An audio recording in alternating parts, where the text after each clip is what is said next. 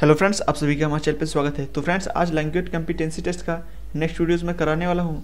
तो फ्रेंड्स, अगर आपने पुराने नहीं देखे हैं तो आप चैनल पे जाके देख सकते हैं। तो यहाँ पे पहला क्वेश्चन आप देख सकते हैं।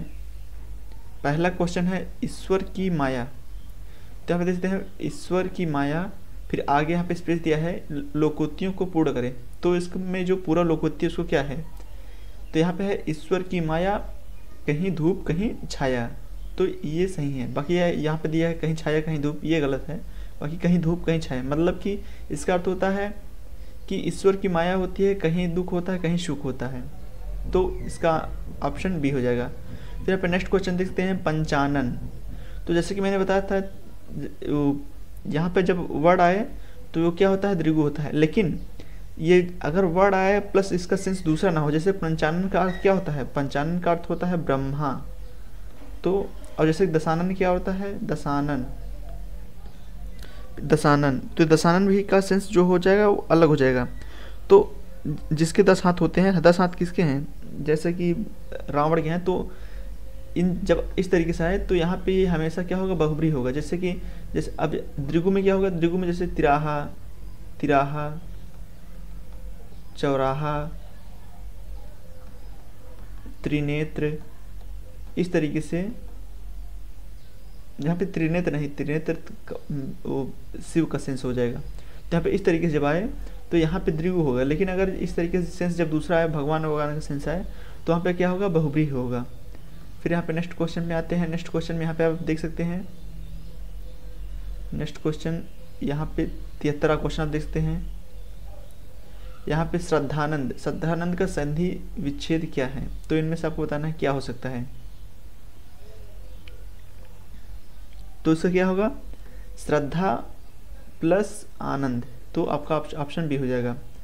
तिलक लगाने में किस अन्न का प्रयोग किया जाता है। जब हम तिलक लगाते हैं किसी को तो उसे क्या बोलते हैं, गेहूं, जौ, उड़द या अक्षत। तो उसे जब तिलक लगाते हैं तो उसे क्या बोलते हैं, अक्षत। अक्षत लाइए तिलक लगाना है, इस तरीके से। आँख का पर्यायवाची है, आँख का क्या पर्यायवाची है, वसन, प्रभा, पावक, लोचन। तो यहाँ पे देखते हैं लोचन। वसन वसन क्या अर्थ होता है, वस्त्र। पावक, पावक क्या होता है, पावक बोलते हैं आग को, आग को हम क्या बोलते हैं, पावक। तो इसे क्या बोलते हैं, आग। प्रभा, प्रभा को हम क्या बोलते हैं, प्रभा होता है एक तरीके से चमक, जैसे चेहरे पे लाइट होती है ना, चमक, चमक, ज्योति, प्रभा, इस तरीके से। फिर यहाँ पे नेक्स्ट देखते हैं, निम्नलिखित में कौन सा विलोम युग में त्रुटि है। तो इसमें विलोम और शब्द विलोम दिया गया है, तो किसका विलोम जो है गलत दिया गया है, तो आपको बताना है। यहाँ पे देखते हैं आमिष, शामिश, आधार, आधेय, विपत्ति, संपत्ति, विनत, उद्धत। तो आपको बताना है किसका गलत है। तो यहाँ पे देखते हैं आमिष, जो सामिश दिया है तो ये सामिश गलत है। आमिष क्या होता है, आमिष का होता है निरामिष, इस तरीके से। तो आपका ऑप्शन ए, यही त्रुटि गलत है, बाकी सभी के सभी सही हैं। तो निम्नलिखित में कौन सा, निम्नलिखित में से विशेषण शब्द कौन सा है, विशेषण कौन सा है।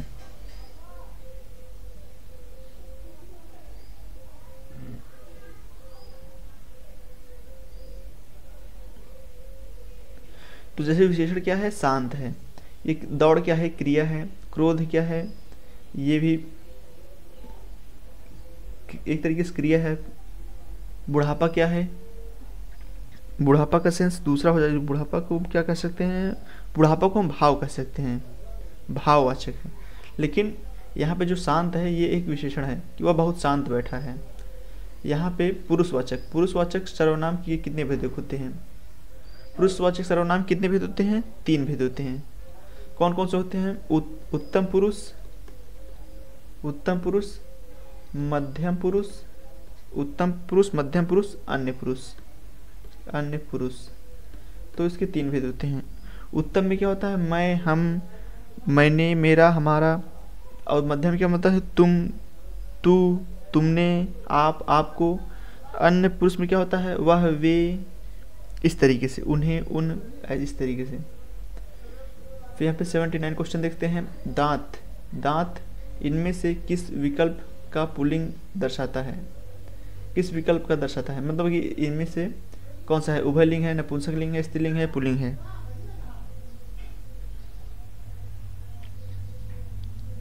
तो ये दांत जो है ये पुल्लिंग है। यहाँ पे 80 क्वेश्चन देखते हैं, इनमें में कौन सा वाक्य शुद्ध है। तो यहाँ पे आपको शुद्ध वाक्य को चूज करना है, कौन सा वाक्य शुद्ध है।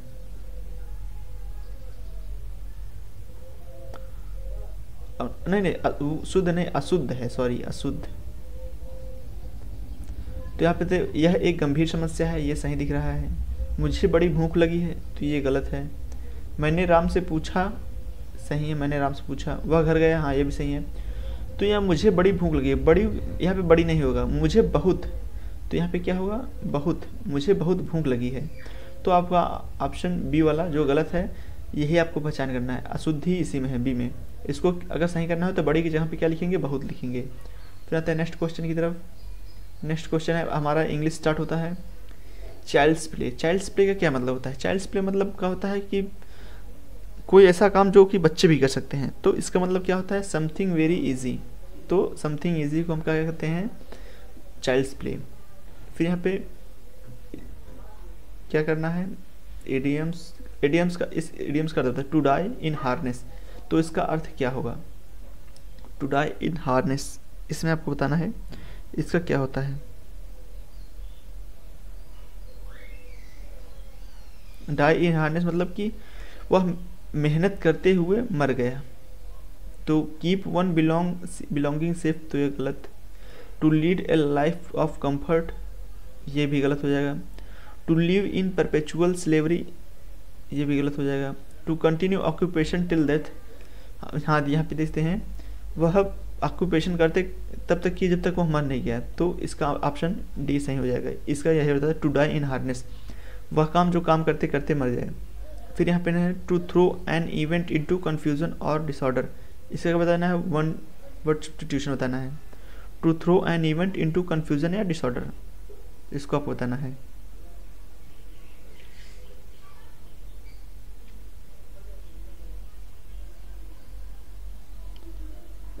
कोई ऐसे इवेंट को जिसको आप कन्फ्यूजन में या किसी अस्त व्यस्त में डाल दें, तो उसे हम क्या बोलते हैं, उससे हम बोलेंगे क्या, डिसरप्ट। डिसरप्ट का क्या अर्थ होता है, मतलब तितर बितर कर देना या गड़बड़ कर देना, उससे हम डिसरप्ट बोलते हैं। डिटोनेट का मतलब होता है विस्फोट कर, डिटोनेट का मतलब होता है विस्फोट करना। एक्सप्लोड का भी मतलब होता है विस्फोट करना। इरप्ट का मतलब होता है एक तरीके से फूटना या खराब कर देना। और फिर यहाँ पे select the correctly spelled word, तो इसमें से चारों में से करेक्टली स्पेल्ड वर्ड कौन सा है, इक्विसिट, ये सही है। ये नहीं, ये गलत है। आपको सिर्फ करेक्टली बताना है, तो ये गलत हो जाएगा। रिक्वायरमेंट, तो यहाँ पे सी नहीं होगा, तो ये भी गलत हो जाएगा। स्क्वायरल, तो यहाँ पे जो डबल एल है, डबल एल नहीं होगा, सिर्फ सिंगल एल होगा। एक्वेंटेंस, ये सही है, बाकी सभी के सभी गलत हैं। यहाँ पे जो एस के बाद यहाँ पे आई होगा तब ये सही होगा, तो इसलिए ये गलत हो जाएगा। फिर आते हैं नेक्स्ट क्वेश्चन की तरफ। नेक्स्ट क्वेश्चन है रिफाइंड। रिफाइंड क्या मतलब होता है, इसको क्या बताना है, एंटोनिम बताना है। रिफाइंड का मतलब होता है एकदम शुद्ध तरीका, शुद्ध चीज़ें। तो रिफाइंड को हम क्या कर सकते हैं, क्रूअल मतलब होता है निर्दयी। तो यहाँ पे क्रूड मतलब कच्चा माल। जब कच्चा माल कराते हैं फिर उसे क्या करते हैं, रिफाइंड करते हैं। तो इसका क्या होगा, ये स्मूथ का मतलब होता है एकदम स्मूथ। फिर यहाँ पे नेक्स्ट क्वेश्चन है कंडोन। कंडोन का क्या मतलब होता है, कंडोन का मतलब होता है एक तरीके से किसी को माफ़ कर देना। इसको माफ़ करने का सिनोनिम क्या होगा, फॉरगिव मतलब क्या होता है, क्षमा कर देना, माफ़ कर देना। फॉरगिव मतलब क्षमा कर देना। और फॉरबिड का क्या मतलब होता है, फॉरबिड का मतलब होता है किसी को मना करना।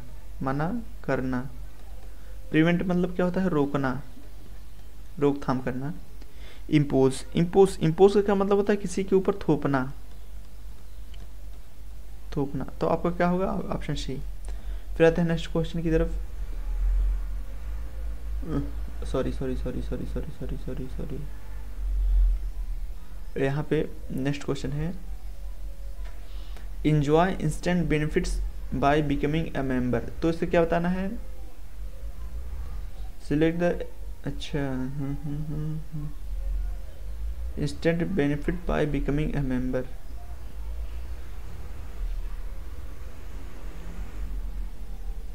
Sentence Inn Express given sentence in passive voice, तो इसको एक्टिव को पैसिव बनाना है, तो क्या होगा? Enjoy instant benefits by becoming a member. तो यहाँ पे देखते हैं let instant benefit be enjoyed by becoming a member. Instant benefit for members can be enjoyed. Instant benefit will be enjoy if you a member. तो यहाँ पे अभी आपको बता रहे हैं क्या क्या गलत होगा क्या सही होगा। Instant member can enjoy benefits, तो आप पहले चारों में से ऑप्शन एक चूज करिए, फिर उसको हम बताते हैं क्या होगा। तो यहाँ पे देखते हैं, यहाँ पे कोई कैन का सेंस आ नहीं रहा है, तो एक कैन भी हट जाएगा पहली बात।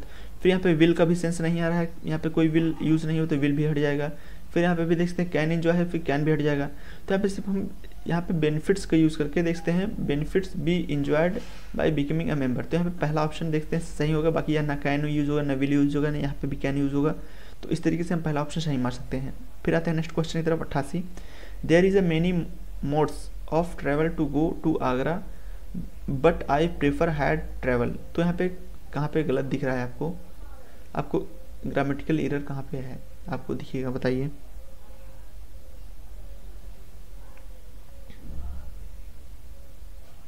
तो ये देखते हैं देयर आर यहाँ पे देखते हैं मेनी मोड्स, मतलब कि यहाँ पे देखते हैं क्या है, प्लूरल है। प्लूरल पहले यहाँ पे देखते हैं इज लगा है, तो यहाँ पे इज को हटा के यहाँ पे क्या कर देना है, यहाँ पे कर देना है आर। तो यहाँ पे कहाँ पे गलत है, ऑप्शन डी। फिर यहाँ पे देखते हैं select the most appropriate option, fill in the blanks in make grammatical correct sentence. यहाँ पे देखते हैं Rachna was angry with her father because ही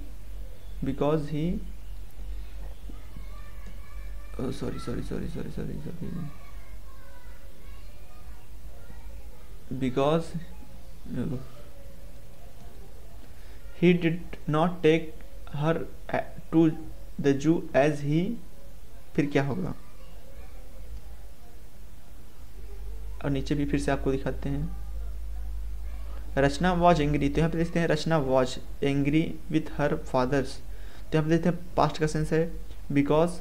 फिर अब और आते हैं ऊपर,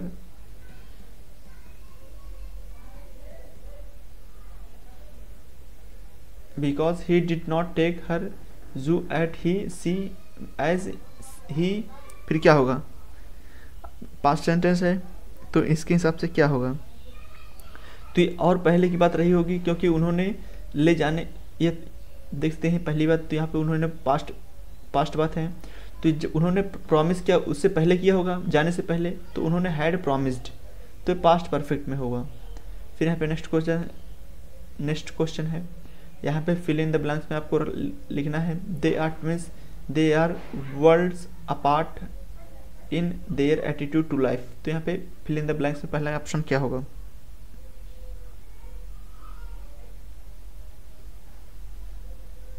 तो यहाँ पे क्या होगा, आल्दो मतलब क्या होता है, यद्यपि वह ट्विंस हैं, they are worlds apart their attitude to life. तो आपका आंसर यहाँ पे ये हो जाएगा।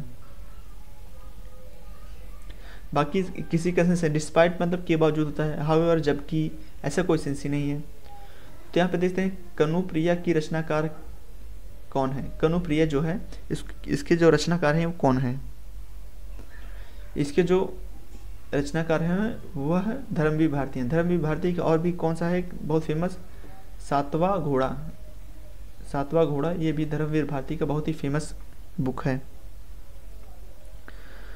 और फिर नेक्स्ट क्वेश्चन आते हैं, हिंदी साहित्य का आधुनिक काल सामान्यतः कब से कब तक माना जाता है। जो हिंदी साहित्य का आधुनिक काल सामान्यतः कब से कब तक माना जाता है, तो यह 1850 के बाद से अब तक माना जाता है। अलंकार का शाब्दिक अर्थ क्या होता है, तो अलंकार का जो शब्द होता है, अलंकार का जो शाब्दिक अर्थ होता है वो क्या होता है, अलंकार का मतलब होता है आभूषण। तो आपका ऑप्शन भी हो जाएगा। छप्पय में होते हैं, छप्पय में क्या होता है, प्रथम चरण रोला और अंतिम चरण उल्लाला, या प्रथम 2 चरण रोला या अंतिम 4 चरण उल्लाला, या प्रथम 4 चरण चौपाई और अंतिम 2 चरण दोहा। उपयुक्त में से कोई नहीं। सॉरी यहाँ पे 94 है। तो यह एक विषम मात्रिक छंद होता है। तो इसमें प्रथम चरण रोला और अंतिम 2 चरण उलाला के होते हैं। तो आपका ऑप्शन सी हो जाए, ये सही हो जाएगा। Sorry sorry sorry sorry sorry क्या हो रहा है यहाँ पे। नेक्स्ट 95 क्वेश्चन देखते हैं। किस भाव की परिपक्व अवस्था को रस कहा जाता है? किस भाव की परिपक्व अवस्था को रस कहा जाता है? तो अस्थाई भाव, अस्थाई भाव की परिपक्व अवस्था को क्या कहा जाता है? रस। अभिष्ट, अभिष्ट, अभिष्ट का संधि विच्छेद क्या होगा? तो इसका जैसे मेरे मुंह से पहले भी निकली है, अभी, अभी प्लस इष्ट। यहाँ पे छोटी और छोटी मिलकर क्या बनेंगे? बड़ी। तो यहाँ पे ऑप्शन सी सही हो जाएगा। तो गोबर गणेश, गोबर गणेश यह किस समास का उदाहरण है? तो यह क्या होगा? इसका अर्थ क्या होगा? गोबर, गोबर से, गोबर से निर्मित गणेश, गोबर से निर्मित गणेश। तो इसका अर्थ क्या होगा? गोबर से, अधिकरण से, अधिकरण, अधिकरण, करण से, करण से, अधिकरण में पर होता है। तो यहाँ पर देखते हैं गोबर से यानी कि करण से। तो ऑप्शन सी आपका सही हो जाएगा। किसी चीज़ से होता है, अगर अलगाव होगा तो संप्रदान होगा, अगर से सिर्फ से किसी के निर्मित के लिए होगा तो कर्ण होगा। तो संप्रदान के लिए अपादान से अलग, संबंध का की अधिकरण में पर, और करण से, कर्ता ने कर्म को करण से। तो यहाँ पे देखते हैं तत्पुरुष होगा। निम्नलिखित में से कौन सा संयुक्त स्वर नहीं है? तो संयुक्त स्वर कौन सा नहीं है? तो इसमें आपको बताना है। तो संयुक्त स्वर देखते हैं उ, ये सभी क्या माने जाते हैं? ये संयुक्त स्वर नहीं है। ए कैसे बनता है? यह ई प्लस उ से मिलकर बनता है ए, आए, ओ। ये सभी संयुक्त स्वर हैं। इसको 2 से मिला के बनाया जाता है, लेकिन उ को बिना किसी मिला के नहीं बनाया जाता। भूतकाल के कितने भेद होते हैं? तो भूतकाल के कितने भेद होते हैं? तो भूतकाल कितने भेद होते हैं? 6 भेद होते हैं। और 6 भेद कौन कौन से होते हैं? पहला सामान्य भूतकाल, पहला सामान्य होगा। दूसरा हो गया आसन्न भूतकाल, आसन्न भूतकाल। तीसरा क्या होता है? पूर्ण भूतकाल। और चौथा क्या होता है? अपूर्ण, अपूर्ण भूतकाल। और फिर पांचवा क्या होता है? संदिग्ध, संदिग्ध। और फिर छठवा क्या होता है? हेतु, हेतु मद। वह खाता होगा, वह खाता इस वाक्य में किस प्रकार का काल है? तो इसमें बताना है वह खाता होगा इस वाक्य में क्रिया किस काल का है? तो यह क्या है? संदिग्ध वर्तमान काल, ऑप्शन ए। तो फ्रेंड्स आई होप आपको वीडियोस पसंद आई होगी। पसंद आई हो तो लाइक कर देना और चैनल को सब्सक्राइब कर लेना। मिलते हैं नेक्स्ट वीडियो में।